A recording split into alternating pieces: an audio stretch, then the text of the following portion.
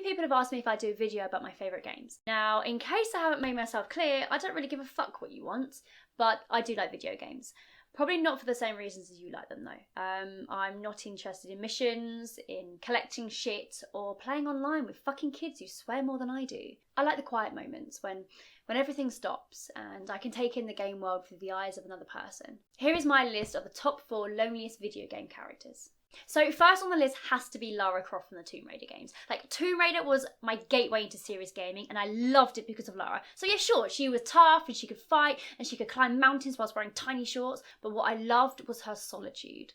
The first game was really sparsely populated. Like, there were wild animals and a gang of bad guys, but there were like 5 of them, not 500 of them like in the latest game where Lara may as well be the fucking Punisher, she kills so many people. It was never about the combat, it was about the exploration. You really got this sense that you were inside the space that hadn't been seen for centuries. And there was Lara, dwarfed by the vastness of these epic spaces, and she was figuring out how to traverse them and how to make them her own. There was something heroic about it, but something kind of sad too.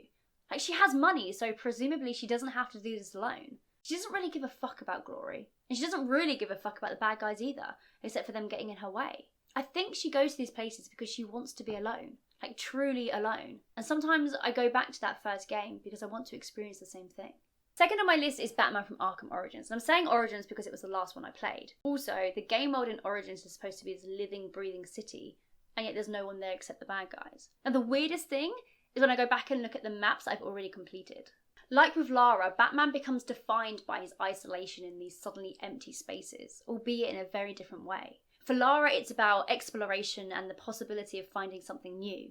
When you revisit completed maps in Arkham Origins, it's more about the memories. It's about looking back at what happened when you were last there with all the fighting and all the objectives. And then by the time you've completed the game, the whole city has become those places.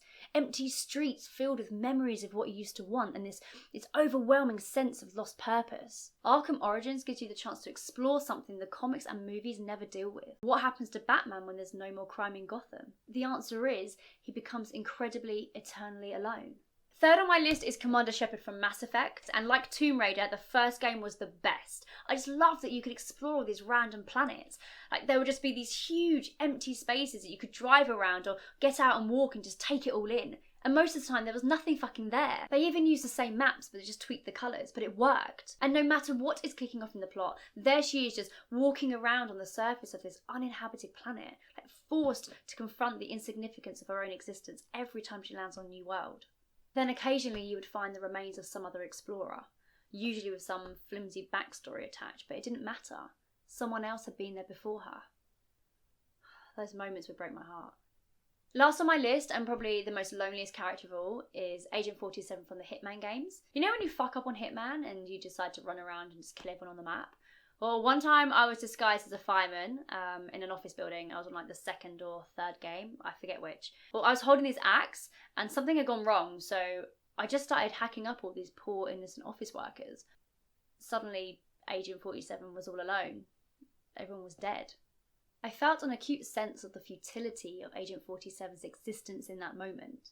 This idea that one day he will do all the killing he can do, and then there'll be nothing left. Most of all, I realised none of those lives meant a fucking thing. Not even his.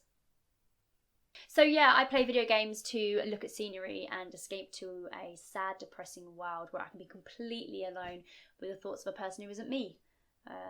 Do let me know if you feel the same way. See you next time.